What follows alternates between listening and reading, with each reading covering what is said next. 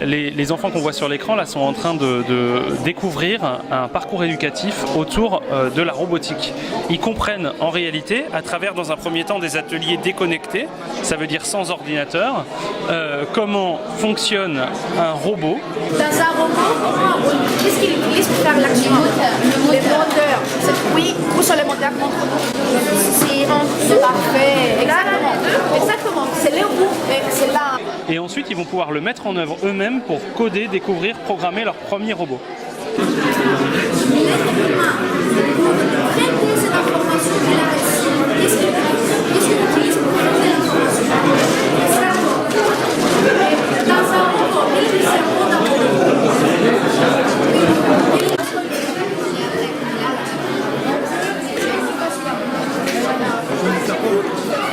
Donc ici, on a un atelier Glimcode en cours, on fait du pixel art, donc à partir d'un dessin qu'on aura fait sur un papier, qu'on voit ici, on va apprendre à manipuler des blocs de code pour que la machine retranscrive sur un dessin qu'on voit sur la droite, sur un quadrillage qu'on voit sur la droite, donc sur l'écran, le dessin en pixel art qu'on aura créé.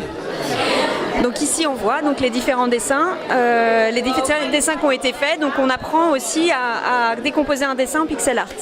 Là on passe sur un atelier autour de GameCode qui permet de créer son propre jeu vidéo. Donc ça veut dire poser son univers et coder soit en script, soit par bloc, un langage par bloc, le comportement du joueur, le comportement des personnages qu'on va voir et le comportement des éléments qu'on aura pu mettre sur la scène. Là c'est un autre exemple de ce qui peut être fait avec GameCode. Donc on voit qu'on assemble rapidement sur la scène les différentes briques pour composer la plateforme de jeu et on peut jouer à tout moment les créations. Ici on a une vue sur Glimcode, donc l'interface qui permet de dessiner, là on reconnaît le personnage qui a été fait et on voit qu'on peut, grâce à un boîtier, voir aussi en réel les résultats de sa création. Donc alors là en fait on fait un atelier d'initiation à la programmation avec Minecraft. Donc on a une dizaine d'enfants qui sont formés par nos apprenants à Saint-Plon. Et donc ils sont formés sur Minecraft, c'est de la programmation par bloc, un peu comme Scratch, où on va faire bouger un petit bonhomme et lui faire des actions. Donc c'est de manière ludique, on va faire apprendre les bases, vraiment les premières bases de la programmation avec par exemple le principe de la boucle, ce genre de choses.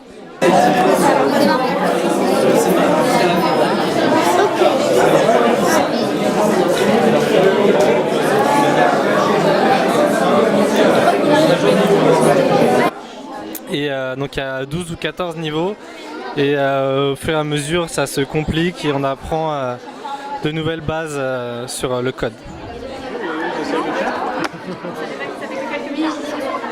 Regarde, attends. Est-ce que tu peux changer l'écriture sur tout le bord de la rivière. On fait des briques.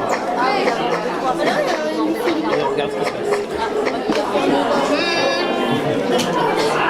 Tous les élèves devront savoir lire, écrire, compter et coder.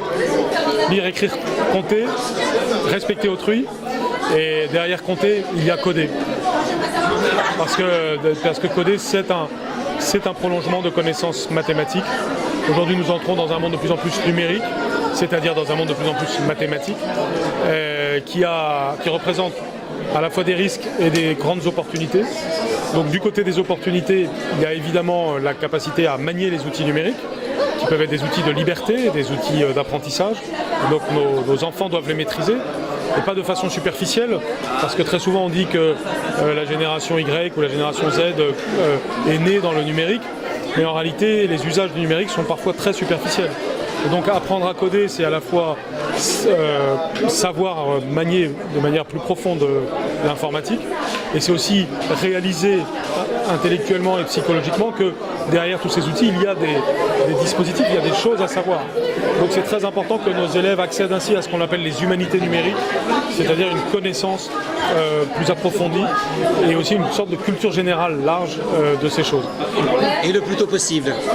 Et suffisamment tôt en tout cas, je pense que ça doit apparaître au fur et à mesure de l'école primaire, mais avec discernement, parce que le but n'est pas non plus que nos enfants soient devant les écrans trop.